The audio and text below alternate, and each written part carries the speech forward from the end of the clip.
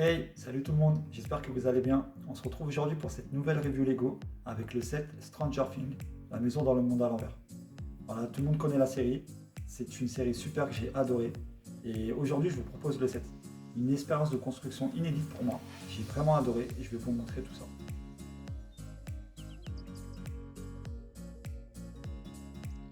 Alors on commence avec la boîte et ce qui a été très malin dans ce packaging, c'est qu'on peut tourner la boîte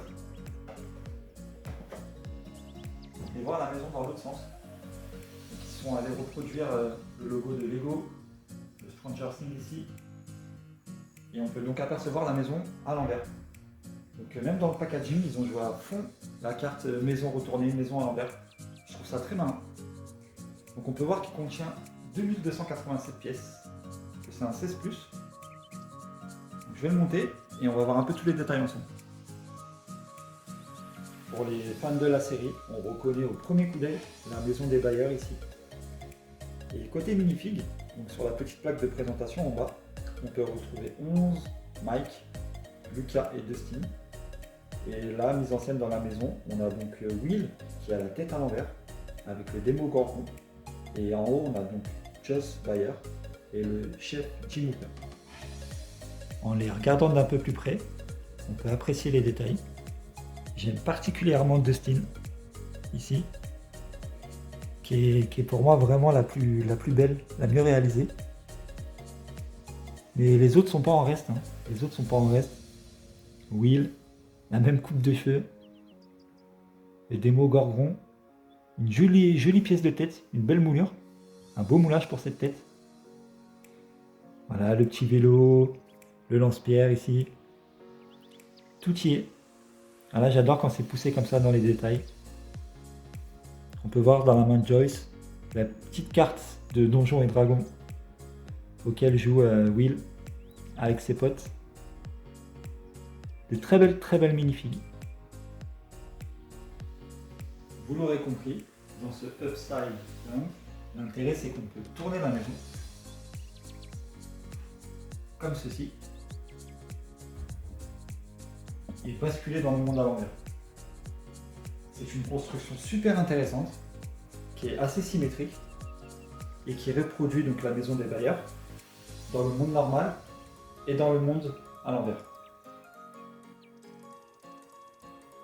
Lorsqu'on retourne le set, on peut apercevoir l'intérieur de la maison avec juste ici la chambre de Will. On a ici un salon et une salle à manger.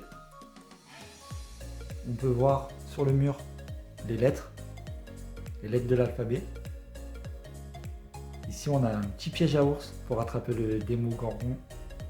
Ils ont vraiment reproduit tous les détails de la série et je trouve ça super cool qu'ils ont poussé ça aussi loin, comme par exemple ici le téléphone.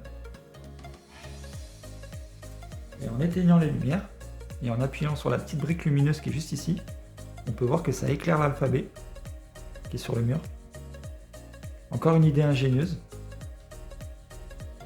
pour être fidèle à la série. Et en retournant le set, en retournant à la maison, on a donc la même chose, mais cette fois-ci infestée, avec ici la chambre de Will. Là, on peut revoir la table basse, le canapé, l'alphabet sur le mur, la salle à manger. Tout est vraiment symétrique, mais cette fois-ci on peut apercevoir que c'est beaucoup plus dark, beaucoup plus sombre, avec du bleu, avec du noir, avec des plantes marron comme ça. Même au niveau des arbres, c'est vraiment joli. On peut voir que dans le monde réel, on est sur du vert, que là, voilà, on est vraiment sur du bleu, sur du marron. Donc cette expérience de construction, elle est vraiment cool. J'ai adoré, j'avais jamais fait encore de set dans ce style. Et je trouve que c'est très intelligent, c'est vraiment bien pensé. On peut également apercevoir dans le grenier, juste ici en haut, ici et ici, un chapeau de magicien pour dans la série quand c'est Will le sage. Il y a également un petit tas ici de dessin avec le dessin du flagelleur mental. On a un caméscope. Voilà, ils ont vraiment poussé les détails et ça c'est super cool. Donc à noter qu'il a 2200 pièces ce set. Il y a 11 regroupements de sachets. Et ce qui est vraiment marrant, le petit clin d'œil on va dire, c'est que 11, Donc la minifig de 11, elle était dans le sachet 11. Voilà. Est-ce que c'est un hasard? Je pense pas. Je pense pas.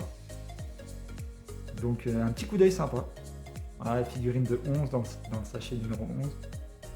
Ça m'a fait sourire. En repassant dans le monde réel, on a ici la Jeep de Jim Hooper, le shérif, qui est posée sur un petit picot, donc on peut le voir ici, et qui permet donc de la tenir quand on retourne la maison pour pas qu'elle tombe. Donc une jolie Jeep. On peut voir ici police de Hawkins.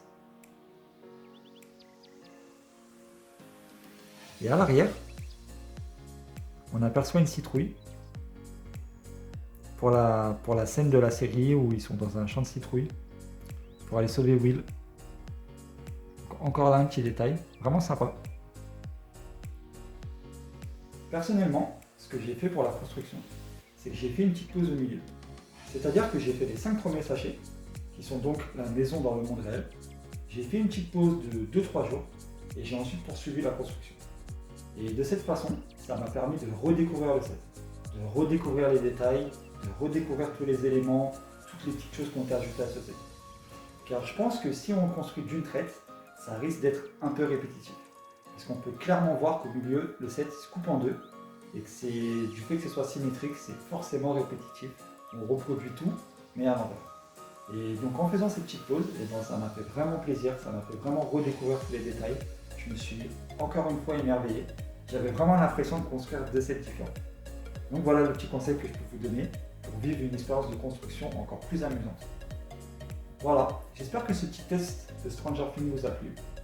N'hésitez pas à vous abonner pour ceux qui ne l'ont pas déjà fait. Activez la petite cloche pour ne rien louper des prochaines vidéos. Et je vous donne rendez-vous mercredi prochain pour une nouvelle vidéo Lego. A bientôt la team. Ciao.